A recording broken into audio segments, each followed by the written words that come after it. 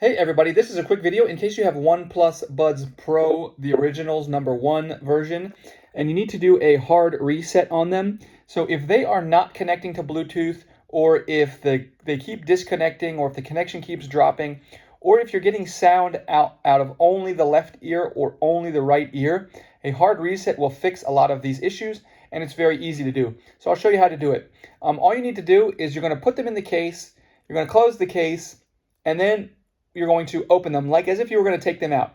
Except instead of taking them out, you're going to come in and you're going to press and hold this button right in between the L and the R.